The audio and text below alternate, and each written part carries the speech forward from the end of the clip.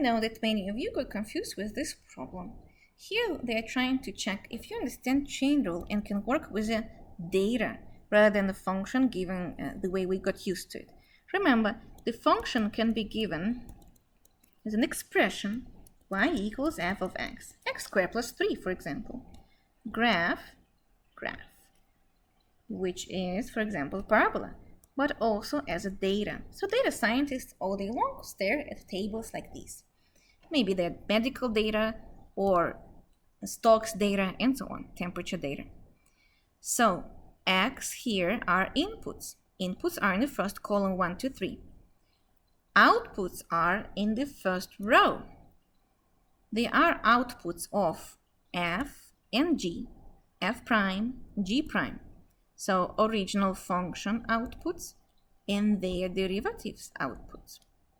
And now let's learn how to use this table. Solution. For A, they ask us to find h prime at 1. Let's first just find h prime. H prime will be the derivative prime of f of g of x. Okay, sounds kind of scary, but let's break it carefully into pieces. The derivative of the nested function, nested, not nasty. It means it has a function inside of the function. Like an onion, we're unfolding it from the outside. By definition of the chain rule, we need to take the derivative of the function outside first, and then multiply by the derivative of the function inside.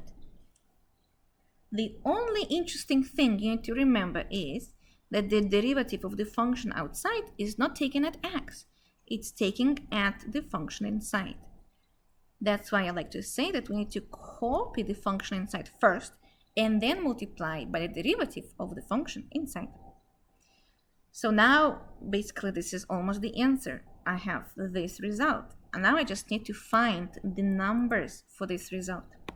So h prime of 1 will be derivative of the function inside. Let me color code it for you.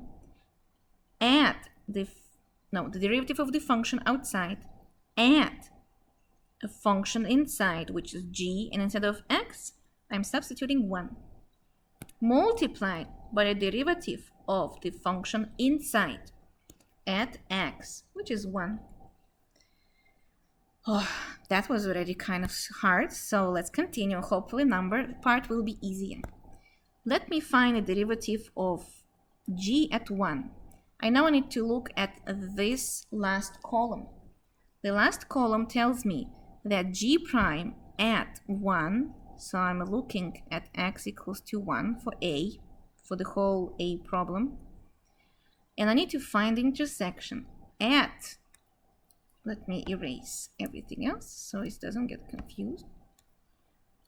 Here you go. G prime, let me put it in green. G prime at 1 is 3. Thus, this whole term is 3. I cannot find f prime at g first. I need to find g of 1 first. And that's why they're called nested functions, because one function is inside of another function. So I'm looking at the original function g at the same first column when x is 1. Well, the answer is 1. But that's not what we want. We want f prime at 1. Maybe not to confuse you, let me rewrite it just one more time. It's going to be f prime at 1. We just found this one from the table. Multiplied by 3. We already found it. So I need to find f prime at 1. F prime is the third, well, depending if you count the first column or not. It's column number 4. Let's say it like this. F prime. And we need to look at f prime also at 1. The answer is 3. Not very interesting. They keep giving us 3, 1, and 1 and 3. 3 times 3 gives me 9. Yay! And this is the answer for the first part of the problem. Can you finish the second part by yourself? Maybe pause the video, finish it by yourself, and then come back to compare the results. We need to differentiate the function h. h of x. Derivative of h will be derivative of g of f of x. And we're putting massive prime outside of it. Let me first deal with chain rule and then use the table to substitute values. They basically switch the order of the nesting. Now f is inside of g. Thus, derivative of the function outside will be now derivative of g. Taking at f of x, remember, copy the function inside. And then you do times the derivative of the function inside. That is the answer before we substitute values. Now, let's find h prime at the given value, 3. So let me rewrite everything carefully. G prime at f of 3 multiplied by f prime at 3. Again, I will start with f prime because it seems like to be easier. F prime is the column in green. I already used it before. F prime this time need to be looked at 3. So I'm looking at the last row, x equals to 3, and finding the intersections. The answer is 3. Again, not very creative. Why we keep dealing with the same numbers, but it's fine. It's data after all. Now I cannot find g prime right away. I need to find f at 3. So now I'm going to the original function f, which we did not use yet.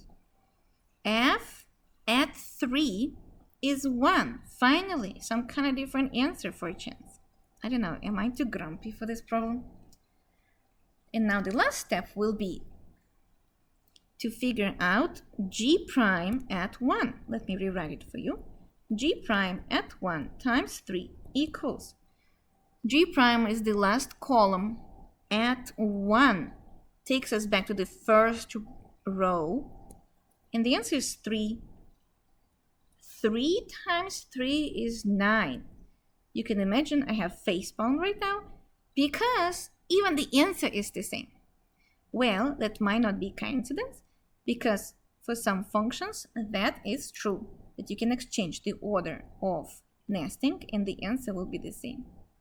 This is how you work with data. If you ever wanted to consider a job as a data scientist, which you should, you can imagine dealing with this type of problem on a daily basis, but just harder and bigger. But you paid a lot for that. Good job for practicing. See you next time.